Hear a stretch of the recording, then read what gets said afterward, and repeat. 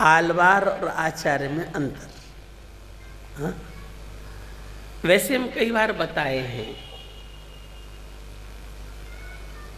आलवार किसे कहते हैं?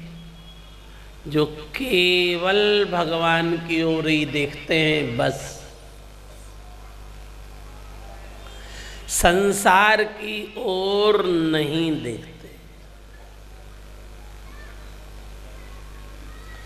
सदा पश्यन्ति, वेदों ने कहा तद विष्णोः परमं पदम सदा पश्यन्ति सूरयः। पश्यन्ति माने देखते रहते हैं। देखा था ऐसा नहीं, देखेंगे ऐसा नहीं, देखते रहते हैं। सदा पश्यन्ति, केवल भगवान को ही देखते रहते हैं, भगवान की लीलाओं को ही देखते रहते हैं, संसार की ओर नजर नहीं रखते। वेदों में उनको सूरी कहा गया, सूरयः। भक्ति की भाषा में उनको आलवार कहा गया। अरे तुम इंग्लिश का ही समझ लो, आलवार, पूर्ण भक्त। हाँ? ठीक है, आल, ठीक, केवल परमात्मा को ही देखते हैं, बस संसार की ओर नहीं देखते।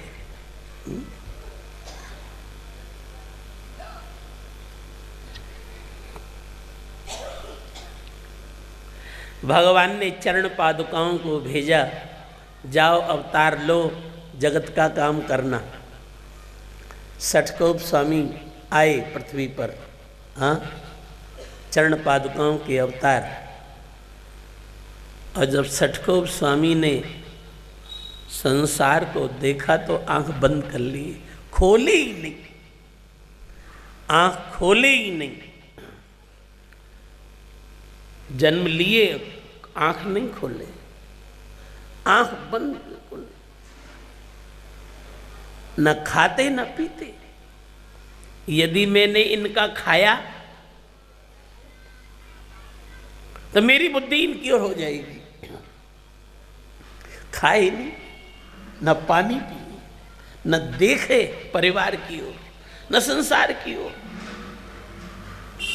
माँ बाप ने सोचा चलो एक ही बच्चा जन्म लिया और वो भी न खाता न पीता न आँख ही खोलता, पड़ा है बस लुथड़ा जैसा। क्या निहाल करेगा? जो खा ही नहीं रहा है, निहाल क्या करेगा? कौन जीवन भर इसको पालेगा इस तरह? अंगहीन। आज की भाषा में दिव्यांग, भाषा बदल दी है, दिव्यांग इसी कौन पालेगा? उसको उठा के माँ बाप रात को चुपचाप, किसी को पता न चले, पड़ोसी को, उठा के इमली के कोटर में रखी है। इमली का वो पेड़ होता है, इसमें खाली जगह बीच में हो जाती है, उसमें रखी है। कोई जानवर खा लेगा, चलो जो कुछ होगा, हम कौन पाले, उसमें रखी है। आँख बंद कर चुपचाप पड़े रहते और रोते रहते। रात को भगवान वैकुंठनाथ आते, अरे तुम क्या कह के आए थे? कि मैं सबको शरणागति का मार्ग बताऊंगा, चरण पादुका हो। तुम क्या कह के आए थे? और तुम तो बस जल्दी आओ और मुझे ले चलो, जल्दी आओ, मुझे क्या बात है?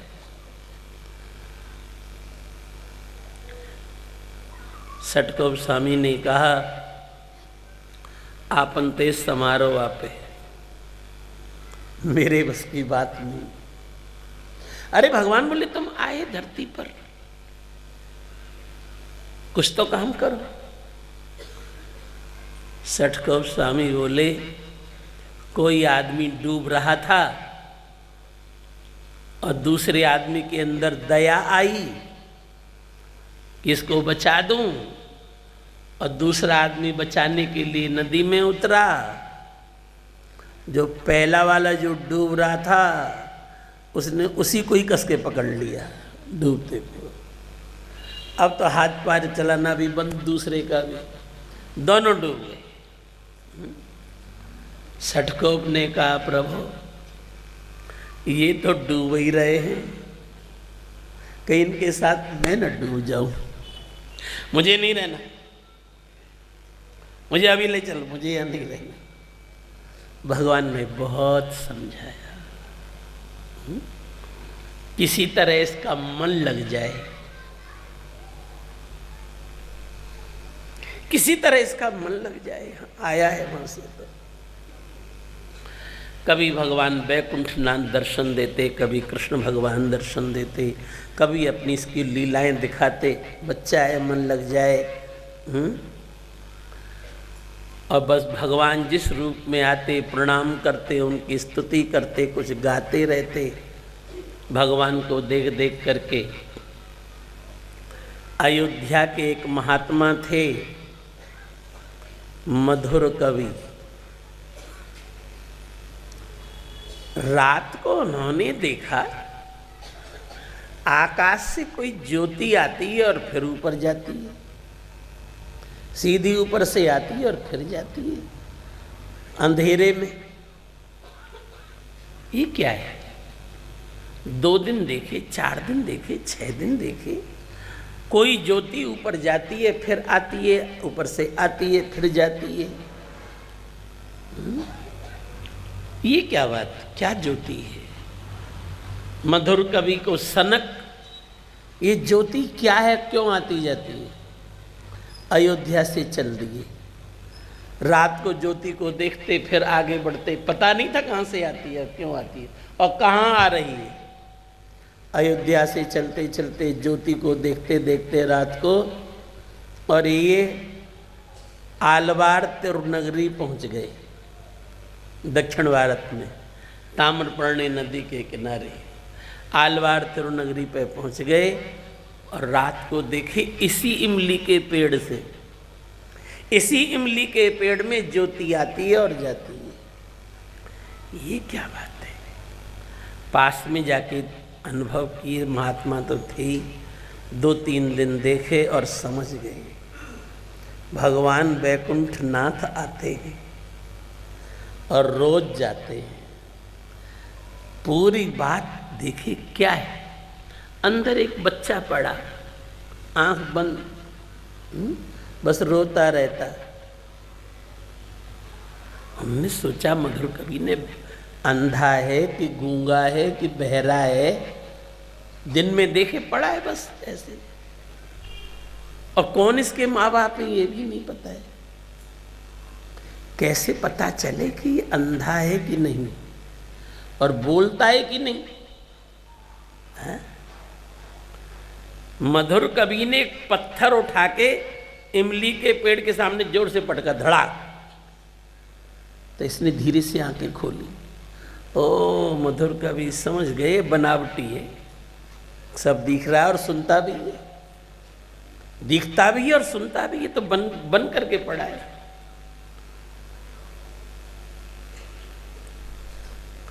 मधुर कवि बाहर से बोले, देखो जो विद्वान होता है ना चुप नहीं रह सकता, कोई प्रश्न करे तो चुप नहीं रह सकता, उसका हिसाब। कवि जो है कविता देख करके चुप नहीं रह सकता। कवि सम्मेलन हो रहा हो तो कवि को चुप नहीं बैठा जाएगा, जरूर पहुंचेगा। ये समझ गए बच्चा तो जो है बोलता भी है, देखता भी है, सुनता है। अरे रो रहा है तो किसी के लिए रो रहा होगा। मधुर कवि ने बाहर से एक आवाज लगाई, कोई बता सकता है शरीर छूटने के बाद आत्मा क्या खाती है और क्या पीती है? इमली के कोटर से आवाज आई। परमात्मा भगवान नारायण ने कहा है, अहम अन्नम, मैं ही अन्न हूँ। आत्मा की तृप्ति परमात्मा से ही होती है। लो, उत्तर भी मिल गया। लड़का समझदार है, बहुत बुद्धिमान, उपनिषद की बात करता है। मधुर कवि तो वहीं इमली के पेड़ के नीचे ही डेरा डाल दिए, अपना आसन लगा दिए। दिन में तो बच्चा ऐसे ही पड़ा रहता, रात को ज्योति आती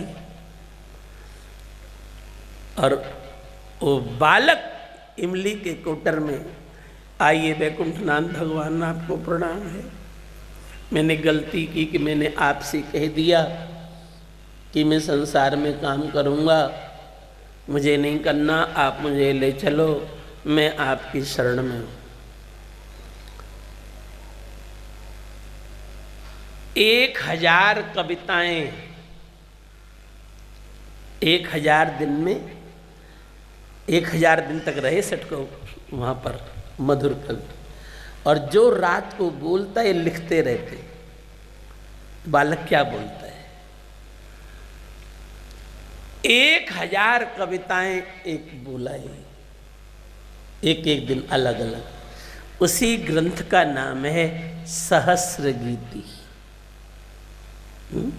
बड़ा ही अद्भुत ग्रंथ है, केवल भगवान का वर्णन है और सब अवतारों का।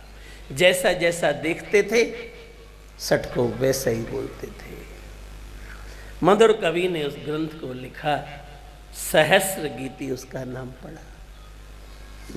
बहुत आनंद से सुनो, ये बात कभी कभी सुनने को मिलती है। सहस्र गीति रोज देखते। आज क्या हो रहा है, भगवान ने इसका मन लगाने के लिए, बालक का मन लगाने के लिए भगवान ने लीला दिखाई। आज बच्चे का मन लग जाए। क्या? यशोदा ने कस करके श्री कृष्ण को बांध दिया, और श्री कृष्ण के आंसू बह रहे हैं। मैया मोरी में नहीं माखन खायो, पर मैया ने कस के बांध दिया, आंसू बह रहे हैं। सटको स्वामी तो रोना शुरू कर दिए। कृष्णावतारः सौलभ्य से पराकाष्ठा। भगवान के अवतार तो बहुत हुए हैं, पर कृष्णावतार सौलभ्य की पराकाष्ठा है। इतने सुलभ हो गए भगवान, जो पूरे संसार को बांधते हैं, जो पूरे संसार को खोलते हैं। और आज मैया ने बांध दिया और अपने को खोल नहीं पा रहे और रो रहे। बताओ, इतने सरल, जो पूरी दुनिया को बांधते हैं और पूरी दुनिया को खोलते हैं, और आज मैया की रस्सी में बंध गए। वदने नवनीत गंधवाहम। सहस्र गीते का थोड़ा सा आनंद लो। वदने नवनीत गंधवाहम, वचने तस्कर चातुरी धुरीणाम, नयने कोहनाशु मर्दयन्ति, चलने कोमल तांडवम कुमारम। श्री कृष्ण ने मक्खन चुराया है, गलती की है तो पूरे शरीर में मक्खन लगा हुआ है। देखो सटको स्वामी देख रहे हैं इमली के कोटर में, भगवान की लीला देख रहे हैं। वदने नवनीत गंधवाहम, पूरे शरीर में नवनीत मक्खन की सुगंधी आ रही है। वदने नवनीत गंधवाहम।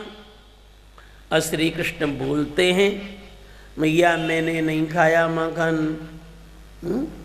ऐसा लगता है जैसे पूरे विश्व का पांडित्य इन्हीं के मुख में आ गया। ऐसा बोलते हैं, ऐसी सफाई देते हैं, रस्सी में बंधे हैं। वदने नवनीत गंधवाहम, वचने तस्कर चातुरी धुरीणाम। वाणी में चतुराई,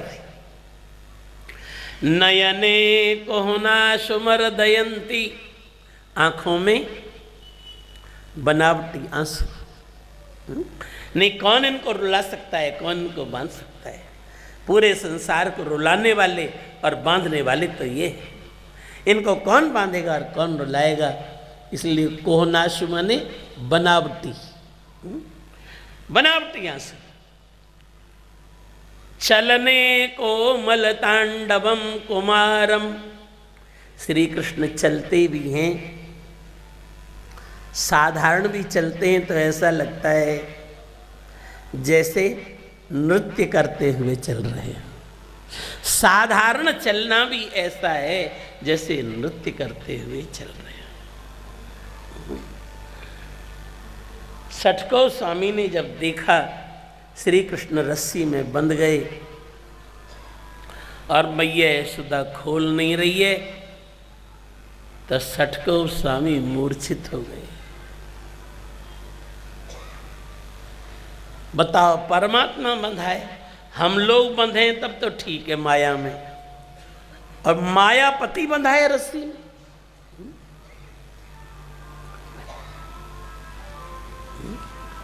सटको स्वामी का भाव बहुत अच्छी तरह समझ, सटके स्वामी समझ गए। ओ, शराब का अड्डा पकड़ना हो तो पुलिस वाले को शराब खरीदने का ही नाटक करना पड़ता है, अपने को शराबी बनाना पड़ता है, ग्राहक बनाना पड़ता है। भाई हमको इतनी शराब चाहिए, साधारण वेश में, इतना लेना, इतना पैसा, बात करता है वो बेचने वाला, उसका रोज का काम। और पुलिस वाला जो है वर्दी तो पहने नहीं है, सब देख लेता है क्या क्या बनता है शराब, क्या क्या होती है। और पुलिस वाला दूसरे दिन पूरा लेके आता है अपना, 10-20 लोगों को, पुलिस वालों को छापा मार दे, पकड़े जाते। संसार के लोगों को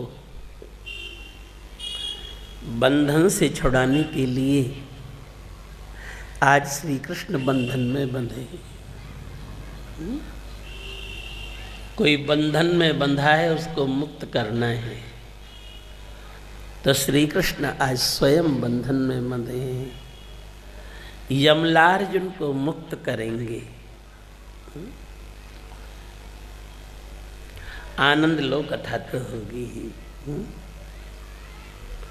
कुबेर के पुत्र नलकुबर और मणिग्रीव, बद्रीनाथ से आगे माणा गांव है, सरस्वती नदी, माणा सरस्वती नदी के उस पार कुबेर पर्वत है पूरा, और इधर इस पार माणा गांव है।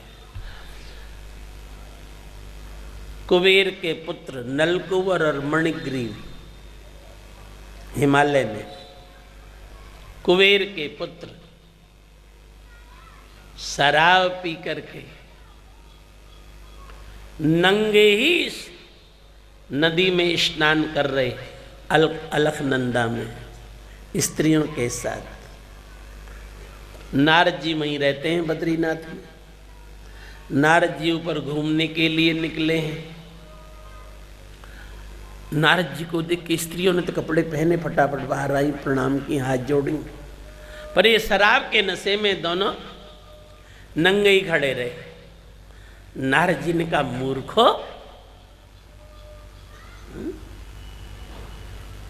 शराब के नशे में नंगे ही खड़े हो, किसी को प्रणाम भी नहीं कर सकते, जाओ तुम वृक्ष बन जाओ, कपड़ा पहनने की जरूरत ही नहीं है। नारद जी ने शाप दे दिया। जब नारद जी ने शाप दिया तब ऐसा उतरा, होश आया। जब शराबियों को जूते वूते पड़ते हैं तो होश आ जाते हैं, इनको होश आया दोनों को। नारद जी से क्षमा मांगने लगे, हमको क्षमा कर दो, गलती हो गई, नारद जी ने कहा अब तुम क्षमा मांग रहे हो, पहले तो नंगे खड़े थे मेरे सामने। नारद जी ने कहा चलो अब तुम क्षमा मांग रहे हो बार बार, वृक्ष तो बनोगे पर ब्रज में नंद भवन के बनोगे, नंद भवन के वृक्ष बनोगे। तुमने एक संत का अपमान किया, तुमको वृक्ष बनना पड़ेगा, पर अब क्षमा मांग रहे हो तो नंद भवन के बनना पड़ेगा। फिर किसी संत की कृपा होगी तो तुम्हारी वृक्ष योनि छूट जाएगी। बेचारे शाप के बंधन में बंधे थे, दोनों वृक्ष बने थे, अर्जुन के वृक्ष, अर्जुन की छाल होती है, अर्जुन के वृक्ष थे दोनों। तो लोग इनको यमलार्जुन कहते, यमल माने दो, दोनों अर्जुन के वृक्ष। स्त्री रोगों में बहुत काम आती है अर्जुन की छाल, सब रोगों की औषधि है स्त्रियों की अर्जुन की छाल। उसका काढ़ा बनाते हैं आयुर्वेद में, अर्जुनारिष्ट मिलता है अलग से ही आयुर्वेद में। ये दोनों बंधन में बंधे हैं। आज इन दोनों को छुड़ाने के लिए आज भगवान स्वयं बंधन में बंधे। क्यों? अपने भक्तों के लिए भगवान क्या नहीं करते। अभी मैंने बताया था ना, शराब का अड्डा पकड़ने के लिए पुलिस वालों को भी शराबी का नाटक करना पड़ता है, जुआ वालों को पकड़ने के लिए स्वयं जुआड़ी बनना पड़ता है, ऐसे ही पकड़े जाते हैं अड्डे। भगवान भी आज बंधन में बंधे। षटकोप स्वामी मूर्छित हो गए, सौलभ्य की पराकाष्ठा। भगवान कृष्ण सौलभ्य की पराकाष्ठा है।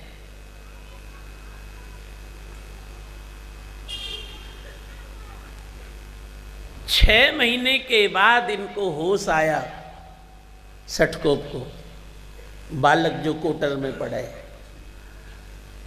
अब वही मुंह से निकला, वही लीला देख रहे थे 6 महीने बाद भी। कहते सौलभ्य से पराकाष्ठा, सौलभ्य से पराकाष्ठा। भगवान कृष्ण सौलभ्य की पराकाष्ठा हैं। हमको बंधन से छुड़ाने के लिए भगवान स्वयं बंधन में बंध जाते हैं।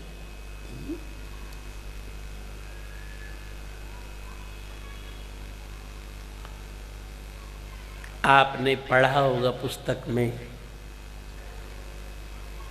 जो षटकोप स्वामी को जगा रही हैं गोदाम्बा जी 10 साल बारों में, वहाँ पे कहती हैं, अरे गोपी, क्या कुंभकर्ण मरा था तो निद्रा तेरे ऊपर ही छोड़ के चला गया? वो कुंभकर्ण 6 महीने सोता था, 6 महीने जगता था, 6 महीने सोता था लगातार। षटकोप स्वामी 6 महीने के लिए मूर्छित हो गए। उससे अंदाज लगाए षटकोप स्वामी को जगा रही। षटकोप स्वामी इनके इमली के कोटर में पड़े पड़े भगवान का अनुभव करते हैं।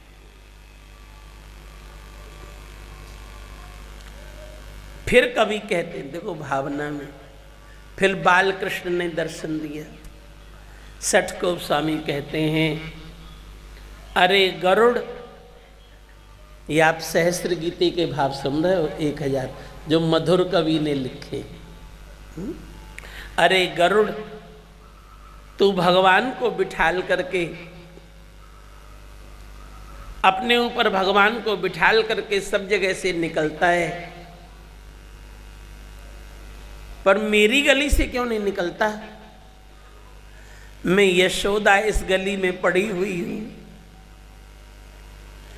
कृष्ण विरह में दुखी हूं, तू भगवान को मेरी गली से क्यों नहीं ले जाता? अरे गरुड़, जिस दिन तू भगवान को मेरी गली से ले जाएगा, उस दिन गरुड़ मैं तुझे दूध भात खिलाऊंगी, और तेरे पंख स्वर्ण से मढ़ाऊंगी, सोने से मढ़ाऊंगी। ये यशोदा गोपी यहाँ पड़ी हुई है, मेरी गली से भगवान को ले जाया कर। मधुर कवि बाहर लिख रहे हैं, बालक जो जो बोल रहा है सब लिख रहे हैं। 1000 कविताएं, सहस्र गीति,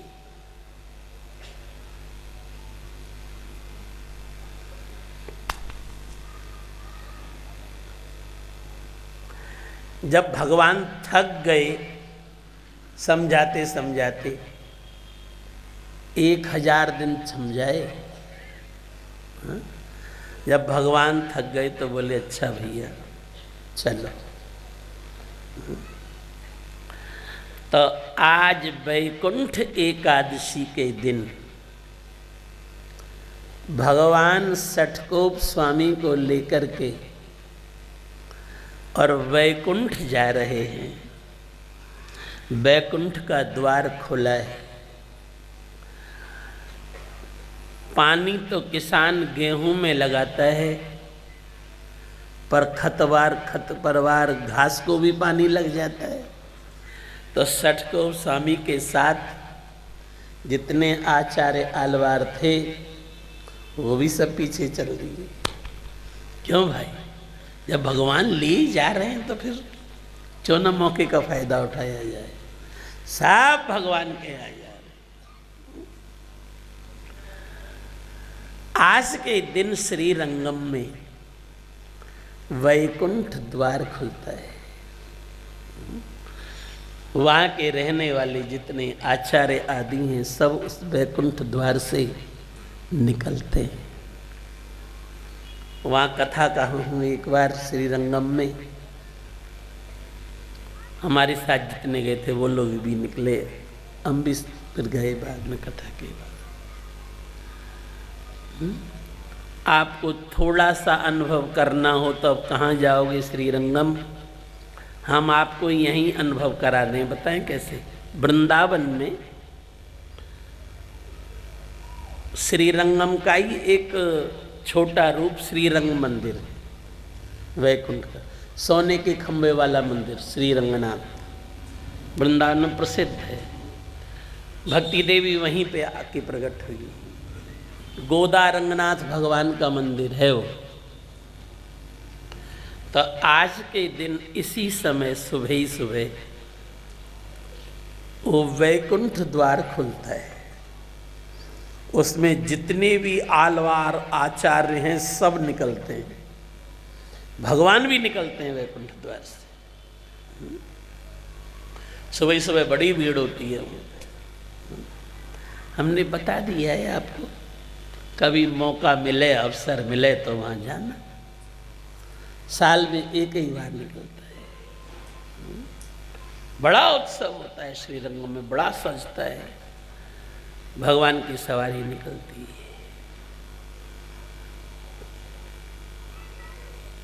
आज की एकादशी संसार के लिए पुत्रदा एकादशी है। जो गृहस्थ हैं, बाल बच्चे वाले हैं, उनके लिए पुत्रदा एकादशी है। पर जो भगवान के भक्त हैं